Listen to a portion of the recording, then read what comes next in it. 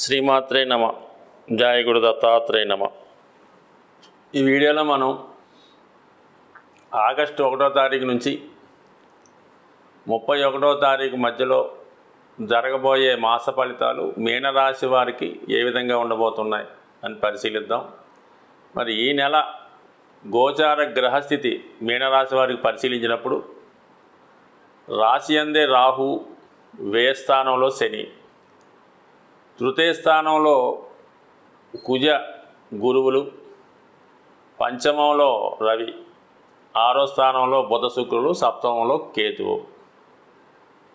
ఇది ఈ నెల గ్రహస్థితి. మరి ఈ నెలలో పరిశీలించినప్పుడు ముఖ్యంగా 12వ స్థానంలో ఉన్నటువంటి శని భగవానుడు పూర్వభాద్ర నక్షత్రం మీదకి మారడం వల్ల, దాంతో 12వ స్థానంలో ఉండడం వల్ల జాతకుడికి కొన్ని అదనపు బాధ్యతలు మోయవలసి ఉంటుంది. గతంలో కన్నా వృత్తి విషయంలో కూడా ఓవర్ బర్డెన్ అవుతుంది. వ్యక్తిగతంగా కొంతవరకు అధిక శ్రమ మోయవలసి ఉంటుంది. అలాగే ఆర్థికపరమైనటువంటి టెన్షన్ కూడా జాతకుడికి రావడం జరుగుతుంది. మీ యొక్క రక్త సంబంధికులకో మీ ఆత్మీయులకో ఏదో ఇబ్బంది రావడం వల్ల వారి కొరకు మీరు కొంత ధనాన్ని వెచ్చించవలసి ఉంటుంది. కొంత సమయాన్ని కూడా వారి కోసం కేటాయించవలసి ఉంటుంది. అయితే అదృష్టవశాత్తు శని వక్రించి మీనరాశి వారికి కొంత ఉపశమనాన్ని కలిగించడం జరిగింది. అంటే 11వ స్థాన ఫలితం కూడా రావడం వల్ల గతంలో జాతకుడికి రావాల్సినటువంటి ధనం ఏదన్నా ఆగిపోయి ఉన్నా, అతను గతంలో ఉద్యోగం చేసి ఎవరన్నా జీతం ఇవ్వకుండా ఆగిపోయి ఉన్నా, ఖచ్చితంగా ఈ సమయంలో మీకు మీరు పోగొట్టుకున్నటువంటి ధనం తిరిగి వచ్చే అవకాశం ఉంది. అది మీరు కష్టపడింది అవ్వచ్చు, ఎవరికైనా రుణం ఇచ్చిందని అవ్వచ్చు, లేదంటే మీకు బాగా మీ తాత గారు సంబంధించిన వాళ్ళు కానీ తాతగారు కానీ కొంతవరకు సహకరించే అవకాశం ఉంటుంది. సో ఇది ఒక విధంగా కొంతవరకు ఈ మీనరాశి వారికి ఒక వెలుసుబాటు అనుకోవచ్చు, ఏదో వేడి నీళ్ళకి చన్నీళ్ళు అనుకోవచ్చు. రాశిలో ఉన్నటువంటి రాహువు మళ్ళీ ఇప్పుడు శని నక్షత్రం మీదకి మారాడు, ఉత్తరాభాద్ర నక్షత్రం మీదకి. దాని మీద కూడా జాతకుడికి ఒక విధమైనటువంటి బలహీనత ఏర్పడే అవకాశం ఉంది. అది మరి కొద్దిలో వయసులో కొద్ది పెద్దవారికి ఏంటంటే కొంతవరకు ఏదైనా దీర్ఘకాలంగా మిమ్మల్ని వేధిస్తున్నటువంటి హెల్త్ ప్రాబ్లమ్స్ ఈ సమయంలో బయటపడే అవకాశం ఉన్నది. దానికోసం కొంత జాగ్రత్త తీసుకోవడం మంచిది. దానికి తగు విధంగా ఖచ్చితంగా మీరు రాహు యొక్క గ్రహానికి పరిహారం చేసుకుంటే ప్రస్తుతం మీనరాశి వారు ఎదుర్కొన్నటువంటి ఆర్థికపరమైన, ఆరోగ్యపరమైన, వృత్తిపరమైన సమస్యల నుంచి బయటపడవచ్చు. అయితే రాహు రెమెడీ అన్నది ఏంటంటే కొంతవరకు అది ఇబ్బందికరంగా ఉన్నప్పుడు కూడా అది చేసుకుంటే కొంత ఫలితం వస్తుంది. ఇక 3వ స్థానంలో కుజుడు కొంతవరకు జాతకుడికి ధైర్యాన్ని ఇస్తూ ఉంటే, 3వ స్థానంలో ఉన్నటువంటి గురువు వృత్తిలో మార్పు అలాగే అభివృద్ధి కూడా జరిగే అవకాశం ఉంది. అలాగే ఇది మీ తోడబుట్టిన వారికి ఇంకా ప్రోత్సాహకరంగా ఉండే అవకాశం ఉంది. మీరు కూడా వృత్తిలో చాలా ఉత్సాహంగా ఉంటారు, కొత్త పరిచయాలు ఏర్పడతాయి, నిర్ణయాలు తొందరగా తీసుకుంటారు, మీలో ఉన్నటువంటి టాలెంట్కి కూడా తగిన గుర్తింపు రావడం జరుగుతూ ఉంటుంది. అయితే వివాహ సంబంధించిన విషయాల్లో మాత్రం కొంతవరకు వివాహాలు వాయిదా పడడం కానీ, ఎంత ప్రయత్నం చేసినా కూడా సరైనటువంటి సంబంధాలు కుదరకపోవడం కానీ జరిగే అవకాశం ఉంది. ఏదో ఒక త్యాగం లాంటిది చేస్తే మాత్రం ఏదో ఒక అంటే సప్తంలో కేతు ఉన్నప్పుడు కొంతవరకు ఆదర్శకరమైన వివాహాలు జరిగే అవకాశం ఉన్నది. అంటే 2వ వివాహం చేసుకున్న వాళ్ళకి ఇది కొంతవరకు అనుకూలించే అవకాశం ఉంటుంది. బట్ అది వేరే సబ్జెక్ట్ అనుకుందాం. ఈ విధంగా ఉంటే 6వ స్థానంలో ఉన్నటువంటి శుక్ర బుధులు ఖచ్చితంగా స్త్రీలతో కానీ, దగ్గర బంధువులతో కానీ, అలాగే ఈవెన్ మదర్తో కానీ, మదర్ సమాన వ్యక్తులతో మనకి ప్రాబ్లమ్స్ రావచ్చు, గొడవలు రావచ్చు, ఏదన్నా విమర్శలు రావచ్చు, లేదంటే వాళ్ళ యొక్క వ్యక్తిగత ఆరోగ్యం ఇబ్బంది పడడం వల్ల, అంటే తల్లిగారి యొక్క ఆరోగ్యం కానీ వాళ్ళ తల్లి సమాన వ్యక్తుల ఆరోగ్యం దెబ్బతినడం వల్ల కూడా మీరు కొంత ఇందాక మనం అనుకున్నట్టు వాళ్ళ యొక్క ఆరోగ్యం కొరకు కూడా మీరు కొంత ధనాన్ని వెచ్చించవలసి ఉంటుంది. అయితే ఎట్టి పరిస్థితుల్లో కూడా విరోధం రాకుండా చూసుకోండి. హెల్త్ ప్రాబ్లం వస్తే ఏం పర్లేదు, అది తగ్గుద్ది. కానీ విరోధం రావడం వల్ల అసలే బాగా మానసిక అశాంతితో సతమతమవుతున్నటువంటి మీకు ఈ విరోధాలు కొంత ఇబ్బంది పెట్టే అవకాశం ఉన్నది. దాంతో రవిగ్రహం కూడా పంచమంలో ఉంటూ 16 ఆగస్టు తర్వాత 6వ స్థానానికి రావడం, ఈ 3 గ్రహాలు కంపల్సరీగా కొంత బంధు విరోధాలను చెప్తూ ఉంటాం.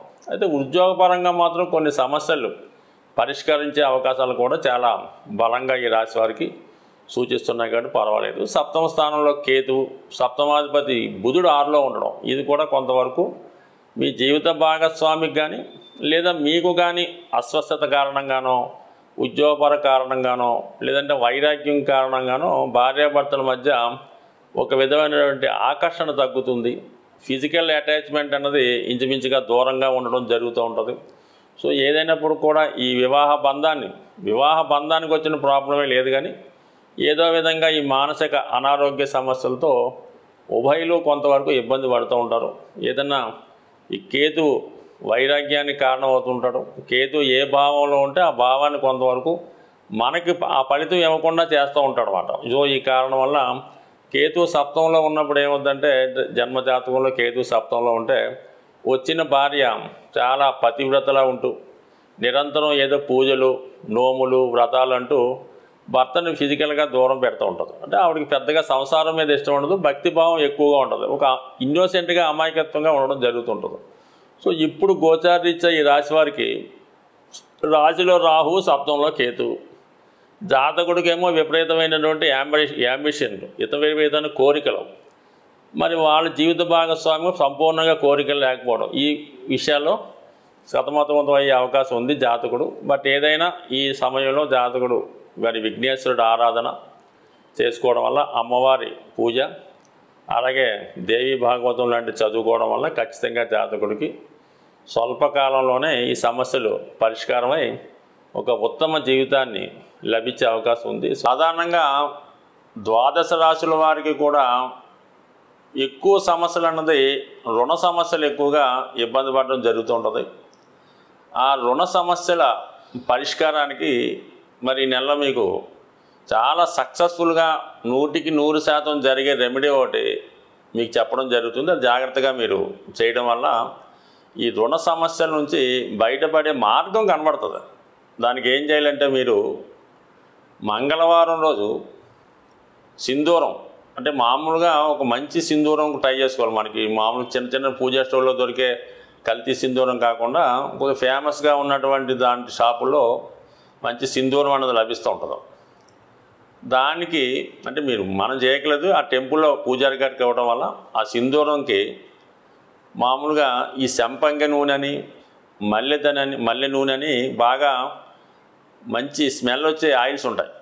దొరికితే చామంతి నూనె, లేదంటే మల్లె మొగ్గల నుంచి తయారు చేసిన నూనె, లేదంటే సంపంగి నూనె, అది కొంతవరకు కొంత ఖరీదైనా కూడా ఎంతైతే మరి ఆంజనేయ స్వామి యొక్క విగ్రహం ఉంటుందో ఆ విగ్రహానికి చక్కగా ఈ సింధూరం, ఆ సుగంధ తైలం కలిపి మొత్తం లేపనంలా చేస్తారు. మనకి ఇక్కడ ఆంధ్ర, తెలంగాణ ప్రాంతంలో అయితే దాన్ని అభిషేకం అంటారు. ఆ విధంగా సింధూరంతో ఈ తైలం కలిపి ఆంజనేయ స్వామి విగ్రహానికి సంపూర్ణంగా అలంకరించడం వల్ల, అలంకరించిన తర్వాత తమలపాకుల